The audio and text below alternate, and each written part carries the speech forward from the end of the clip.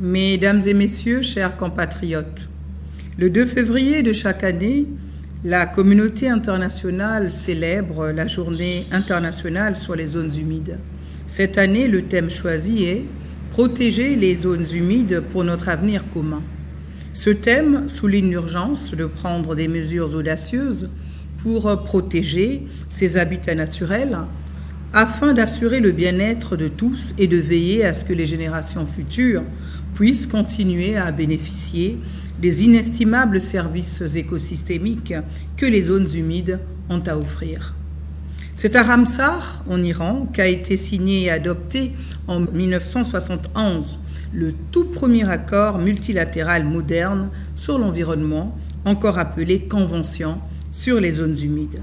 Actuellement, cette convention compte 172 parties contractantes, l'ayant ratifiée dans la République du Congo.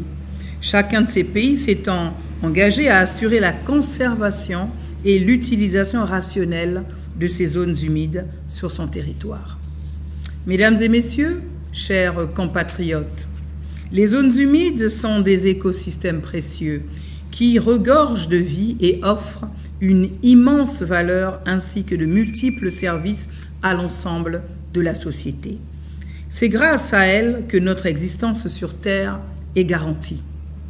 Très riches en biodiversité et fortement liées les unes aux autres, elles couvrent plus de 12 millions de kilomètres carrés dans le monde, soit près de 6% de la surface terrestre et abritent 40% de toutes les espèces végétales et animales connues, incluant de nombreuses espèces menacées qui ne peuvent survivre que dans des habitats humides particuliers et nulle part ailleurs. Elles offrent des connexions hydrauliques avec les zones agricoles, industrielles et urbaines, tout en participant à l'atténuation des effets du changement climatique en absorbant le dioxyde de carbone de l'atmosphère et en le stockant dans leur sol et leur biomasse. Tel est le cas des mangroves qui séquestrent le carbone jusqu'à 55 fois plus vite que les forêts tropicales humides. Les tourbières, qui ne couvrent que 3% de la surface de la planète, captent, quant à elles, 30% de l'ensemble du carbone terrestre, soit 2 fois plus que les forêts mondiales. Les habitats humides stockent l'eau pendant les inondations et préservent les eaux de surface pendant les sécheresses. L'eau propre, la nourriture et les autres services fournis par ces milieux sains aident les communautés à faire face aux conséquences immédiates des catastrophes naturelles et favorisent leurs rétablissements durables à long terme. Ce sont également des écosystèmes très productifs et de grande valeur économique qui sont à la base d'un avenir économique durable. En améliorant la productivité agricole, en soutenant la pêche et en offrant des possibilités d'écotourisme.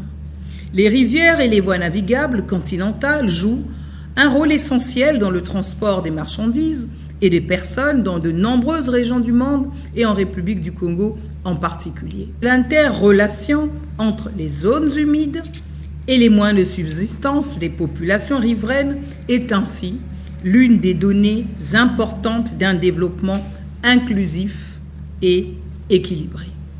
Mesdames et messieurs, chers compatriotes, les zones humides mondiales ont perdu 35% de leur surface depuis 1970, soit un rythme 3 fois supérieur à celui de la déforestation.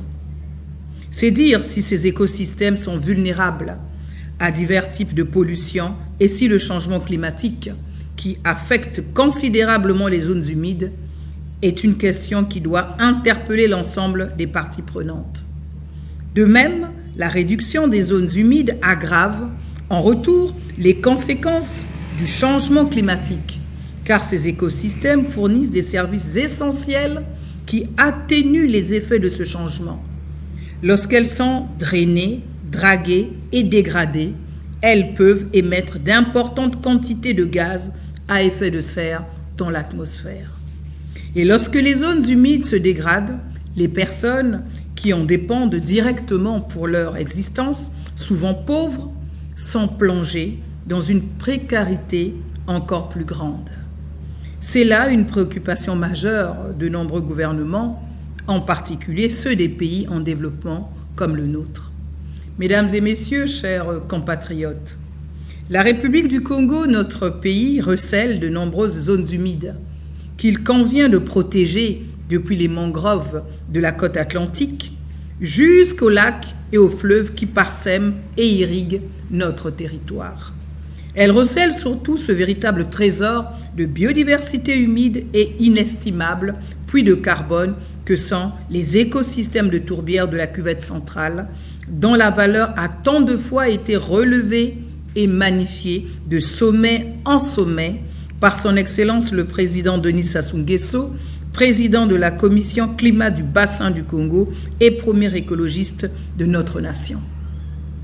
Avec ses 165 000 km² de surface, stockant 30 milliards de tonnes de carbone, soit l'équivalent de 3 années d'émissions mondiales de combustibles fossiles, il s'agit, on ne le répétera jamais assez, de la plus grande tourbière tropicale au monde. C'est pourquoi nous devons, autant que possible, empêcher la conversion et le drainage des tourbières intactes et restaurées d'ici 2030, la moitié de celles qui ont été dégradées.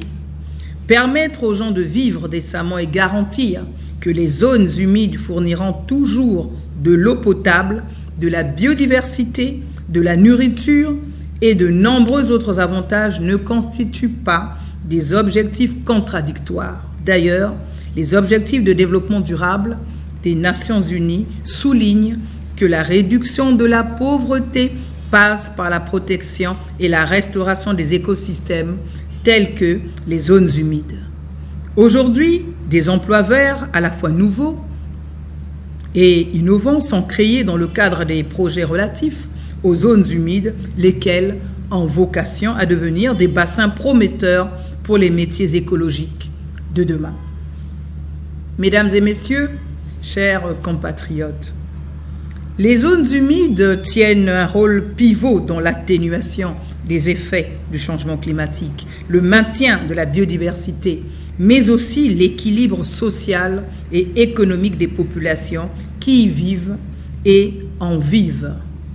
Si les océans et les forêts sont souvent comparés aux poumons de la planète, les zones humides qui filtrent l'eau et régulent le débit des fleuves et des rivières en sont en quelque sorte les reins.